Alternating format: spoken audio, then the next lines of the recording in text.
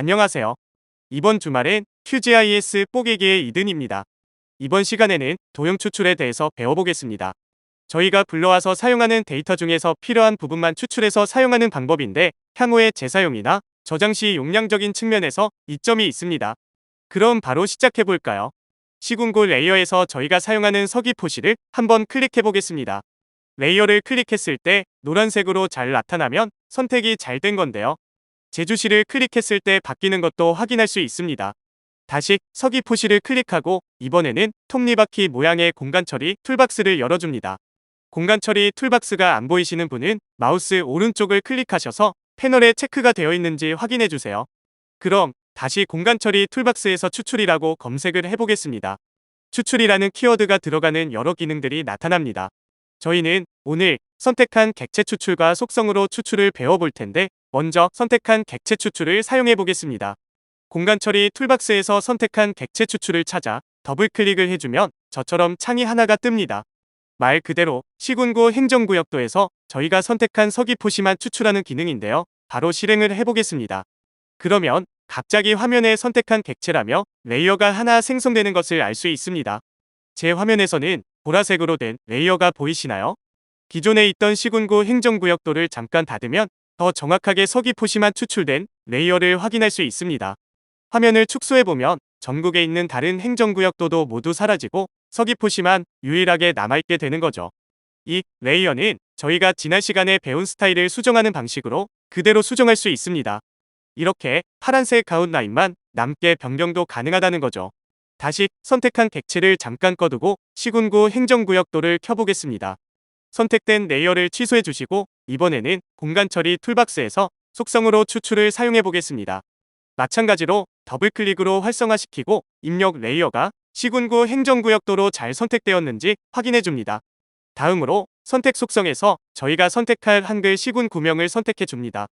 그리고 연산자를 누르면 등호, 부등호, 비긴스 위드, 컨테인즈 등 여러 연산자들이 나타납니다. 선택 속성이 숫자일 경우 등호나 부등호를 이용해서 선택도 가능한데 이번에는 서기포라는 단어가 포함된 레이어를 선택하기 위해 컨테인즈를 활용해 보겠습니다. 그리고 값에서 서기포를 입력하면 전체 시군구 한글명에서 서기포라는 단어가 포함된 레이어를 추출해 줍니다. 이러면 제 화면에서 또 초록색으로 된 레이어가 하나 추출되는 게 보이시죠? 이 레이어도 마찬가지로 스타일 속성을 이용해서 원하는 대로 조절이 가능합니다.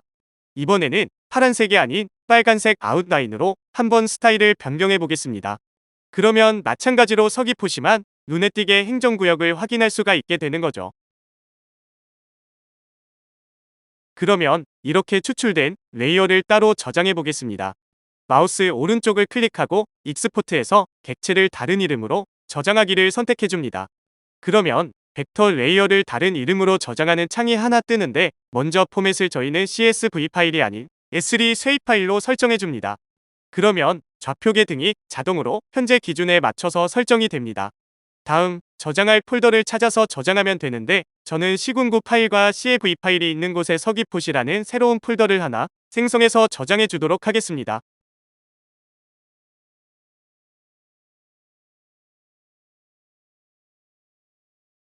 폴더를 생성하고 이름을 서기포시로 설정해 준 다음 저장을 하면 되는데 이때 저장된 파일을 지도에 추가하면 저장 후에 레이어가 자동으로 불러와지게 됩니다. 저희가 추출했던 레이어 말고 이번에 저장한 레이어가 노란색으로 잘 표시가 되었습니다. 기존에 추출한 레이어는 임시 레이어라서 저장하지 않으면 프로그램 종료 시 삭제가 됩니다. 그러므로 중요한 레이어는 꼭 저장하는 걸 잊지 마세요. 서기포시가 이렇게 잘 불러와졌는데 파일의 용량을 한번 보겠습니다. 이번에 따로 저장한 서기포시의 쉐입 파일의 크기를 확인해보면 약 213KB입니다. 그럼 기존의 전국 시군구의 쉐입 파일의 용량은 어느 정도일까요? 확인해보면 21.5MB이니까 상당히 많은 용량을 줄일 수 있습니다. 별거 아닌 것 같아도 불필요한 용량을 줄일 수 있으니 기능을 잘 활용하면 좋을 것 같습니다.